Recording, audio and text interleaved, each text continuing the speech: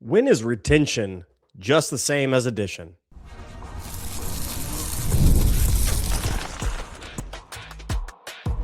You are Locked On Bulldogs, your daily podcast on the Georgia Bulldogs. Part of the Locked On Podcast Network, your team every day. Welcome back, everybody. This is Locked On Bulldogs, part of Locked On Podcast Network, your team each and every day. Glad to have you in here. Today's episode brought to you by Game Time. Locked On College, $20 off your first purchase over at Game Time. Glad to have you here with us. Hey, if you're an everydayer, we're interacting with you guys on the thread. You're getting exclusive content. You heard a little something over there the other day on some exclusive content, some coaches and what that looks like. LockedOnBulldogs.supercast.com. Get over there, subscribe, ad-free episodes, all the like. Today, we're talking about a few things. We're talking about, one, retaining the most vital pieces of Georgia's offense and defense for this coming 2026 season. Secondly, who have we got in the portal just recently as of today? We're going to break down a little bit, and we're rumored of another offensive weapon, what that looks like for you and I, as UGA continues to possibly look into the QB market. Hello. But first, we're going to talk about retention. And what is retention most importantly about for this 2026 season? Retention is going ahead and saying, we believe in the players that we have on campus, one of the youngest rosters currently assembled in the SEC. Now we turn a leaf, we turn a page.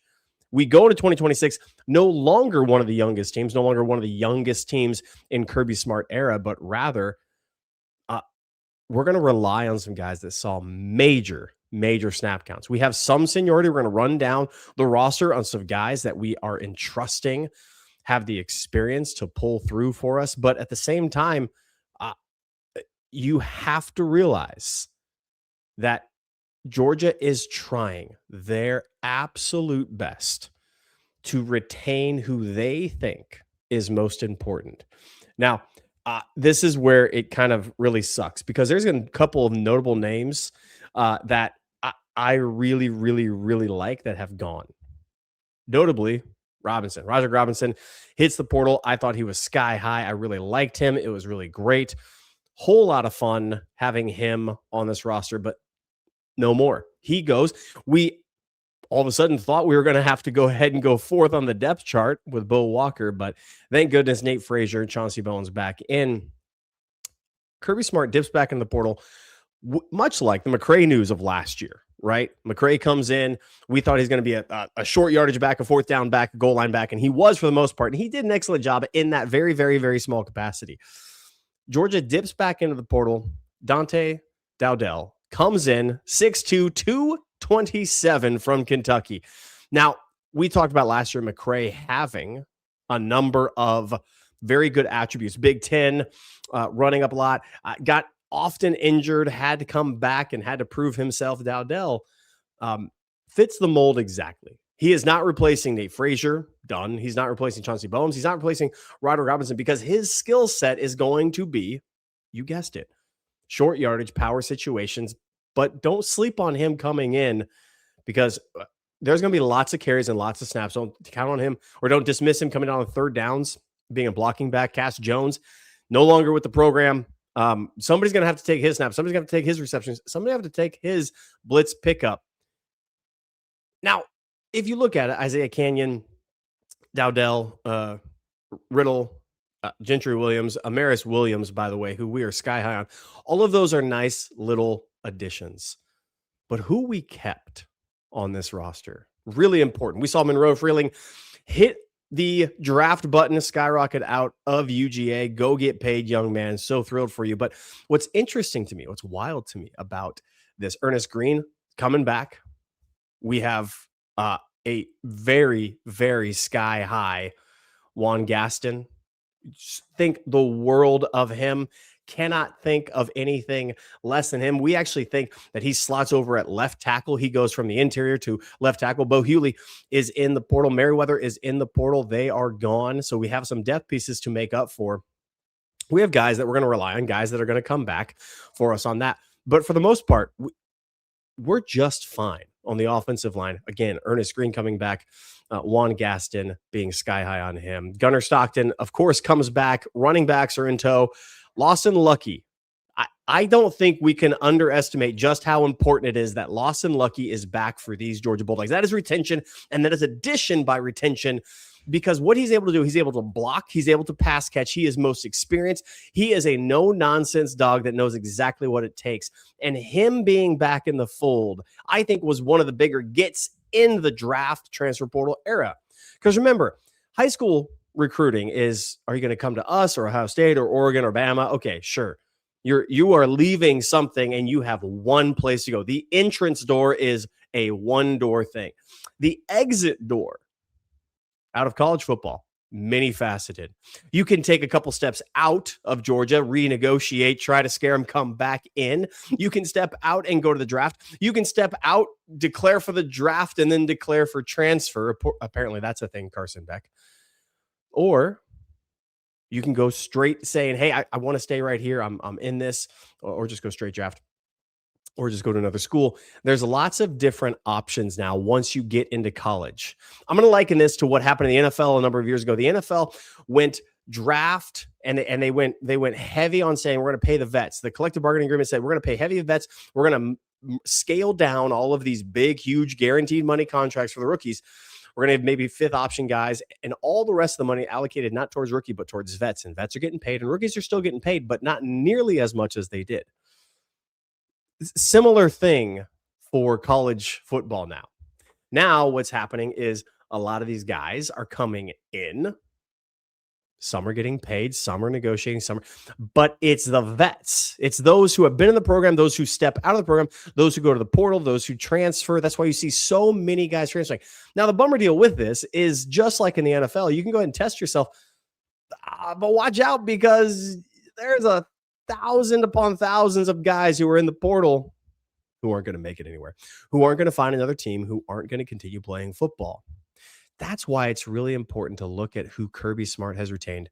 Raylan Wilson, Lawson Lucky, Ernest Green, number of wide receivers that we don't know about right now, but we are sky high on. Elias Williams, huge get to keep him in here. A very talented, very athletic guy who was not on the depth chart. Ethan Barber beat him out to start the season. Those are the types of guys staying, keeping KJ Bolden, keeping Ellis Robbins, because if you don't think people are tampering and calling, then again, it's the Wild West of the NIL.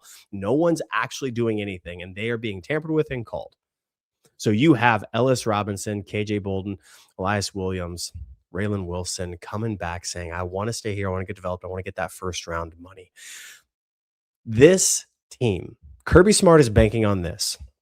We had an SEC championship, a playoff entrance, a playoff bye, and we took a very good Ole Miss team that Lane Kiffin assembled, and we took them to the brink leading at half, and it took a very, very, it wasn't smattering. It was a hard-fought comeback in the playoff with one of the youngest teams that Kirby Smart has had, with a first-year quarterback starting, with oft injuries against the running back room, not fully healthy all the way through.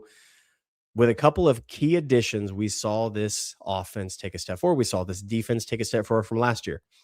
Next year, the retention that we have at key positions, linebacker, the addition of key positions at edge, the retention and addition in a mix of the DB room that is drastically different today than it was yesterday. I mean, just think about this.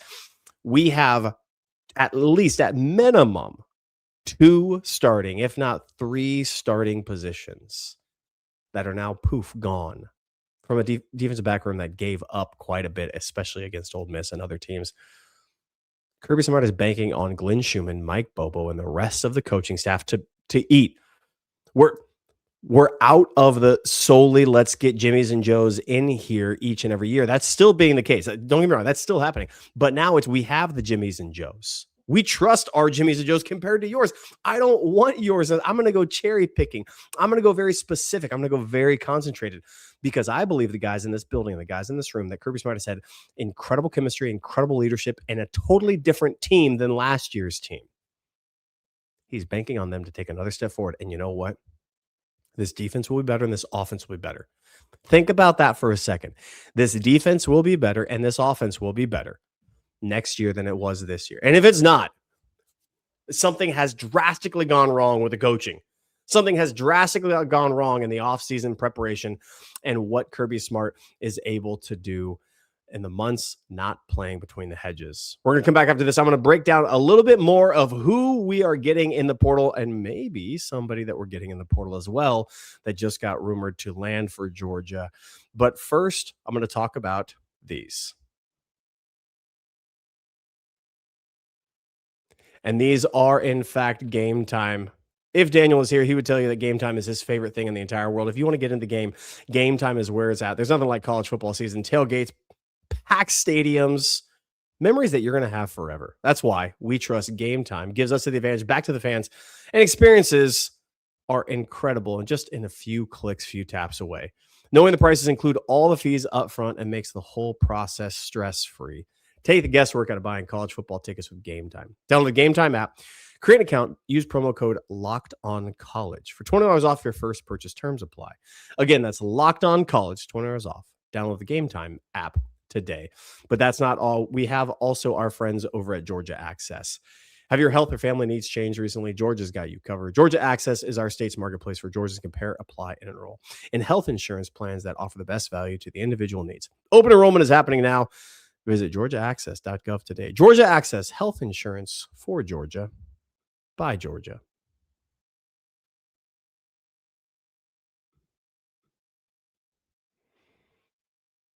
All right, we're talking about the transfer portal. We're talking about exactly what's happening, the retention, the strategy that Kirby Smart and company has said. We have the Jimmies and Joes. We want to keep them in here, and we're going to develop them. And he's banking on that. And you know what? It's not an LSU situation. LSU needed a complete overhaul. It's not an Ole Miss. Ole Miss needs an overhaul because a lot of the guys that they're trying to retain, they've done a pretty good job, but they're losing the defensive end. They're losing the linebacker. Defense that was suspect already, probably not going to be that good. Trinidad Chambliss, Lacey, they have some pieces if Trinidad gets that 7th-year waiver. Kirby Smart say, now we're going to develop who we have in here, and I'm here for it. Let's talk about that. I began talking to you a little bit about Dante Dowdell, Kentucky, 6'2", 227. Really quick, who this cat is and who we're getting out of him. He is a very, very low center of gravity guy. He plays a lot of ball with great pad level, great explosiveness, pretty much a 10-yard split kind of guy, if I'm going to be honest with you, right? He's going to be the guy that gets you that quick burst right up the middle, but he's going to bring the lumber when he's coming through the hole. Guy is built very, very well. He's built to last. Came in with a lot of good hype around him, 3-star, 4-star, depending on the transfer portal, depending on the industry, what you're looking at. But this is a carbon copy of who we left. This is a depth piece with a lot of upside and a lot of talent. Look, Roger Robinson, I liked him. Injury as well as not being as mobile and as fast. We saw Chauncey Bones, who has a similar skill set to him, pass him up on the depth chart. We saw Bo Walker. We saw Phillips, heck, even get some run.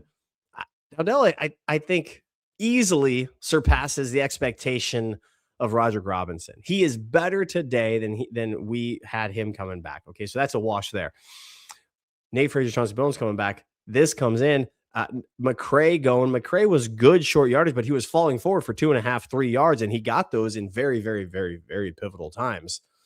But this cat is going to be somebody that is going to get reps. Coming out of high school, he was the 9th running back, 194th nationally, 4-star kid.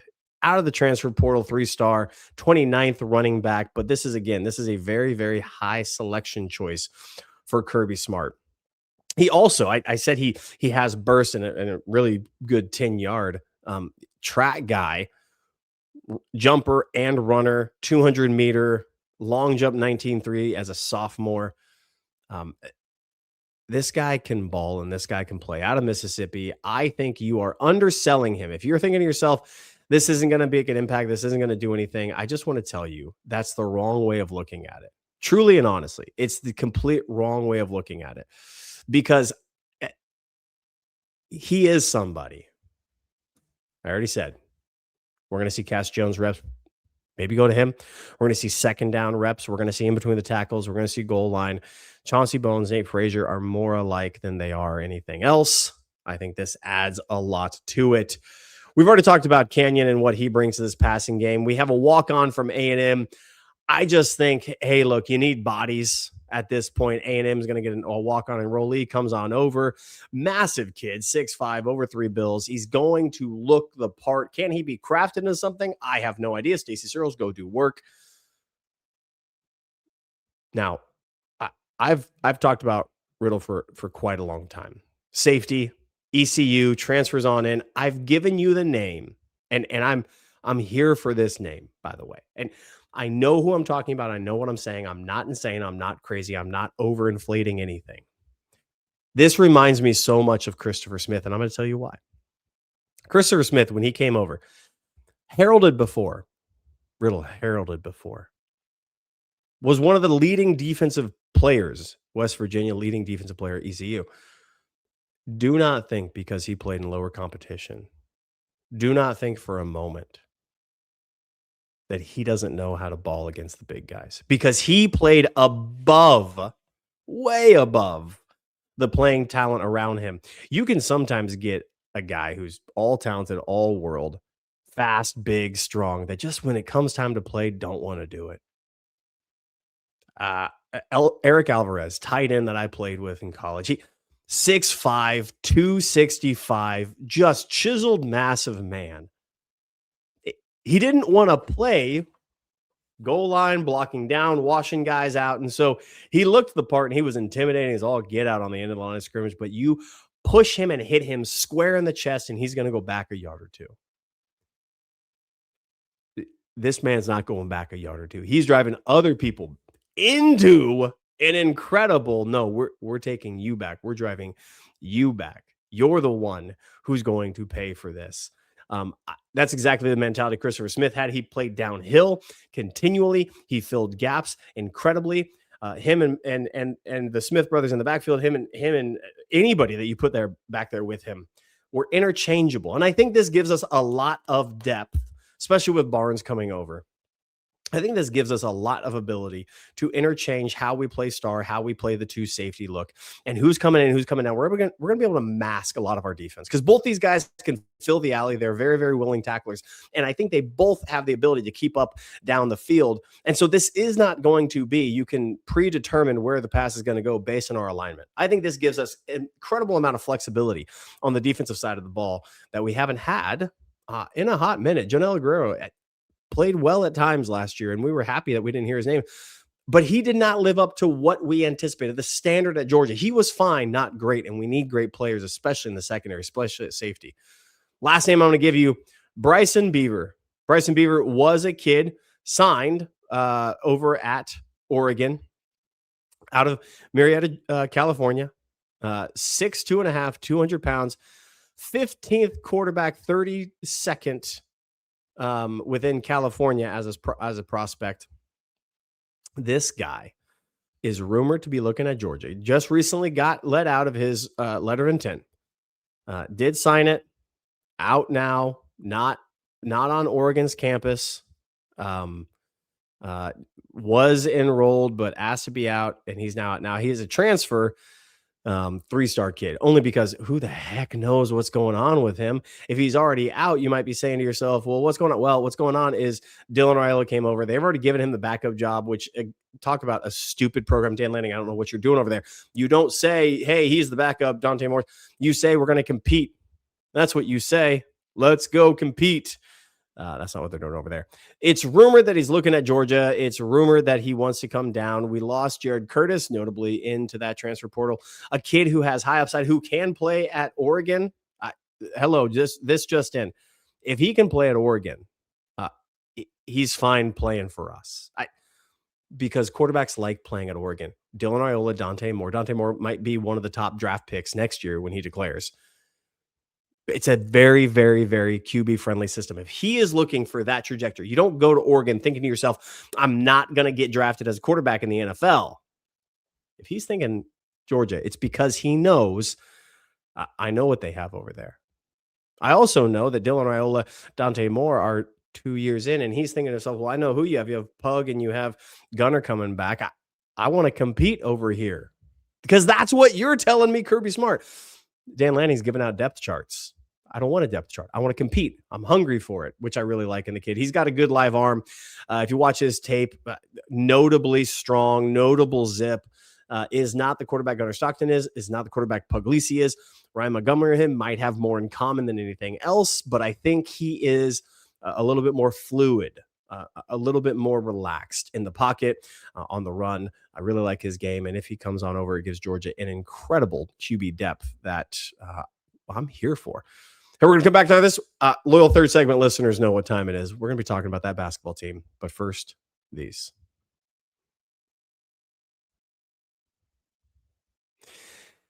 We are back. Let's talk about them Bulldogs on the hardwood. It's very, very important for us to realize one thing and one thing only. Can I just start here? We lose to Ole Miss. Ole Miss is not a good team. There's no way to sugarcoat this. There's no way to talk about this. There's no way to make this sound better other than we lost at home to a very bad team. Daniel and I have been effusive, have been completely and totally over and over and over saying the same thing. You cannot lose home games in the SEC. Why? Because winning on the road in the SEC is dang hard. Okay, two things. The SEC is dang hard. It's hard to win on the road in the SEC because the SEC teams are really good and they're at home. We don't discount any single win or any single loss in the SEC. The second thing we have to realize, if you do you want to know Georgia's basketball? The losses, not all of them, but two of them in overtime. 5-point differential in those overtime losses. Somto Surreal looks the real part. He had another game in which he backed it up. We had horrendous fouling. This is the second time that horrendous fouling has really gotten us in bad shape. And I don't know what to make of it. I don't know what to do with it. I really don't. The bad fouling must stop. It's inexcusable. It has no place. We need to close out games, and the only way that we let Ole Miss back in is because we let Ole Miss back in. They did not claw their way back in. We let them in, and had we been disciplined down the stretch, it would have been a far different story. Would not have won by as much. It maybe would have been down a little bit for us, but guys, this basketball team is totally and completely different. For those of us saying, "Oh, Clint, here's the same," it's the same thing. It's the same thing. We get our hopes up for Mike White and we lose to a very, very bad Ole Miss team at home. Yeah, but look what we've already won. Look at the rest of the teams losing. Look at the rest of the teams in the SEC. It is a gauntlet in there. Basketball is a different thing than football. One loss in football, and I think that's where things get a little wonky for us, Dog fans. We're used to watching football. We're not used to watching basketball. And one loss is like, oh, the season's over. Basketball is not the case. You can bounce back. You can look really bad in one part of the season. You can come back. You can win a couple down the stretch. We have a chance to redeem this loss. We have a chance to do something good with it. And look, this team is still competitive and still good. Somto Surreal is the real deal on the inside. I'm thrilled with his play. This showed me again that he is the most important person in the SEC for any team. Without Somto Surreal, we are nothing. Secondly, we shot horribly from three again, and yet we nearly made up that 100-point differential or that 100-point benchmark, albeit an overtime game. Do not discredit Mike White. Do not discredit this Hoops Dogs team. This was a loss, and it was bad. Just like losing a guy in the portal, having Gabe Harris come in, it was a loss. Damon Wilson, it was a loss. It was. Gabe Harris played well. We hope he takes a step forward. Marius Williams is going to play forward. We can't sugarcoat it, but two things can be true at the same time. This was a bad loss, and it's not the end of the world. And I will take this one on the chin, and I will say, yeah, there's a lot of good teams losing right now. Can we play with the top 10 teams? Can we get into that? We got some growing to do. Can we play with the top 20 teams? Absolutely. 100%. You give me 10 through 25, and I will take our chances against anybody in that most days. Top 10, okay. We're talking about a little elite talent. We're talking about a little bit difference, what that looks like, how that plays out. It's going to be interesting. It's going to be wild to see how we respond in now game 3 after couple of bad showings. We can do it. I believe in Mike White. Our shooting needs to get better. We were horrible shooting. Our shooting needs to get better. If our shooting gets better, our inside presence is there. Our fast break is there. Fundamentals are there. Defensive lap and fouls lapped. We couldn't shoot threes, and we lost composure at the end, and that's what ultimately cost us a game. I have faith in these dogs. I have faith in these hoop teams. I have faith that we're going to do something with this. This has been Clint Shamblin for Locked On Bulldogs, your team every single day. If you're not part of the Everydayers Club, lockedonbulldogs.supercast.com, ad-free episodes, as well as newsletters, as well as exclusive content, texting Daniel and I. There's so much in there. Get over there right now, lockedonbulldogs.supercast.com. We appreciate you guys. If Daniel was here, he would say bye. We're going to be talking about the Bulldogs all offseason long, especially the Hoop Dogs, and we will see you guys later.